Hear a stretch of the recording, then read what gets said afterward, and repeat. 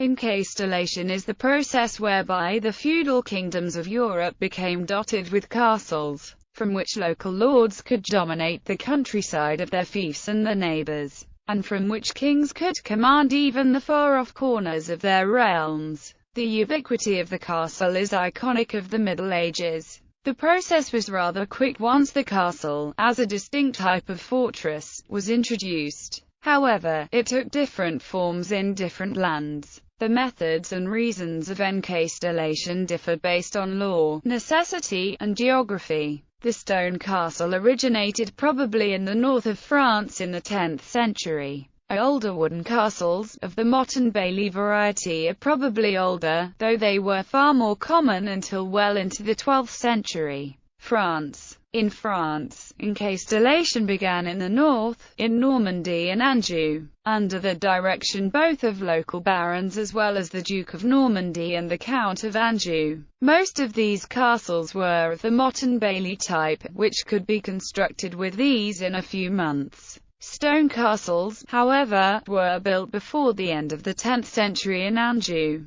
These were originally nothing more than towers, donjons or keeps. The reason for this proliferation was to provide oneself with protection in times of war, primarily as a place of refuge, but also as a strategic headquarters, a place from which to sally forth to raid and plunder before retreating to safety. For example, in Normandy. From Normandy and Anjou, encastellation spread to the Loire Valley. In Poitou, there were 39 castles by the 11th century, the constructions primarily of local magnates. Fortification had briskly increased in Gaul during the Viking Age, and this merely continued apace while the Carolingian dynasty declined in importance and regional control devolved to regional lords. In Languedoc and the south of France, there were more serious attempts, the Peace and Truce of God movements, to curb feudal warfare. But with the spread of heresy came the spread of castles as fortresses to which heretic barons could flee, such as the Five Sons of Carcassonne, Italy. In Italy, the process of encastellation is known as incastellamento.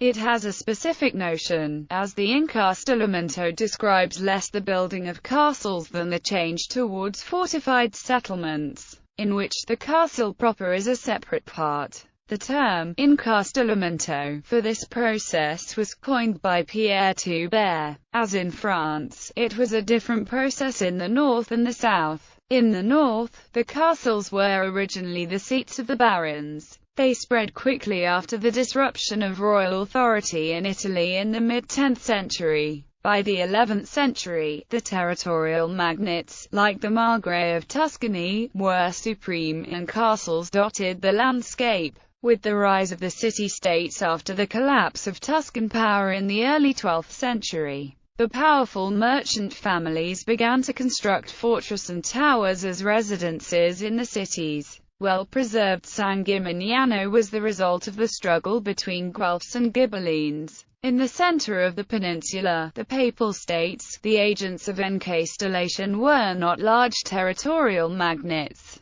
but the petty nobles who belonged to various families and factions usually associated with Rome in some way. The Crescentii and the Tusculani constructed fortresses throughout Latium to dominate the roads leading to the Eternal City and the Vatican. During the papal nadir of the 10th and 11th centuries, their hilltop fortresses gave these minor lords far more power than their territories would otherwise permit. In Rome itself, encastellation often led to the fortifying of the ancient monuments which had fallen into disuses, such as the Arch of Constantine and the Colosseum. These fortresses were usually in the hands of one of the powerful lay families, but sometimes of the popes. In the Mezzogiorno, the independent principalities of the Lombards and the Greek city-states, which distanced themselves from any central authority, formed an opportune place for the proliferation of castles. Indeed, the nominally Byzantine duchies of Gaeta, Naples, and Amalfi grew around what were originally small coastal fortresses. The decline of ducal authority in these places has been blamed on the tendency to give outlying regions to younger sons, who then built their own fortresses and thus became independent. In fact, Historian G. A. Loud considers Encastellamento as one of the chief reasons for the decline in princely influence in Benevento in Capua during the late 10th century. Historian Barbara Kreutz notes the encastellation of the monastic estates which dominated South Italian politics and contributed to the constant confiscation and invasion of monastic estates as lay barons sought to increase their power against their foes during the war-filled 11th and 12th centuries. Spain. The encastellation of Spain is inextricably linked to the Reconquista. That said, encastellation occurred mostly in the center of the peninsula. This region, originally a county of the Kingdom of Leon, even adopted the name Castile because of its many castles. The castles first began to spread quickly in the 10th century, in light of the increasing power of the Castilian counts vis-a-vis the king. During the long reign of Count Fernan González, Castile became de facto independent and its castles multiplied. Britain. Though the fortresses which kept safe the inhabitants of the British Isles from time immemorial to the coming of the Romans and even later in the unconquered Celtic lands have been and are sometimes called castles, informally, the real medieval castle was a somewhat later arrival in Britain than in continental Europe.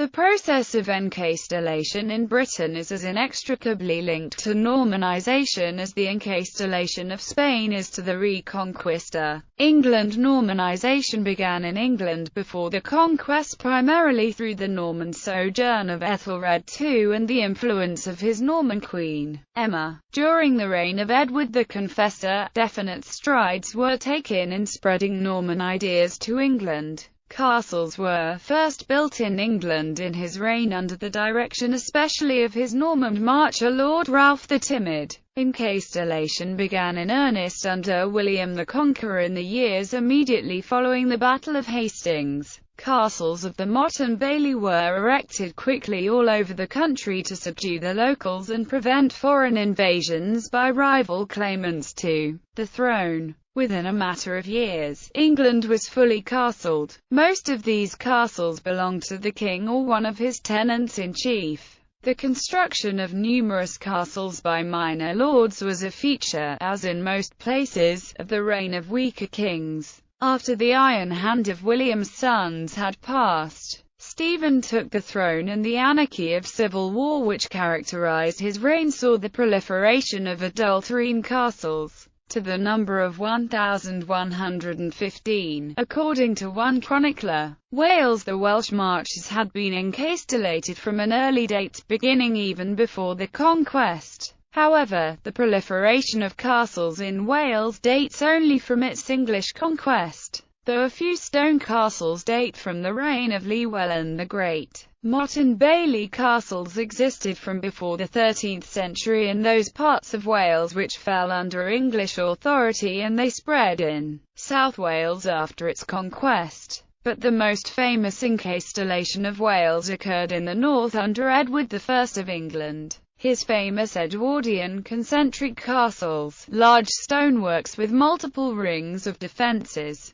grew up at strategic locations throughout the north, and the local populace was placed securely under English authority. In this case, encastellation was the result, not of weak central authority, but of a strong royal hand and direction. Scotland. In Scotland, the spread of castles came with the Normans who, in the 12th century, began constructing castles of the Motte and Bailey type in the south, where they received royal support, especially in Galloway. At about the same time, the first stone castles appeared in the north, in Orkney, built not by Normans but by the Norse. Ireland. In Ireland, as in the rest of Britain and most of Europe, encastellation was primarily a Norman venture. The first castles were Motte and Baileys, built on the expanding frontier of the English Pale and within it to control the local population. According to Gerald of Wales, stone castles were slow to develop, appearing in the late 13th century.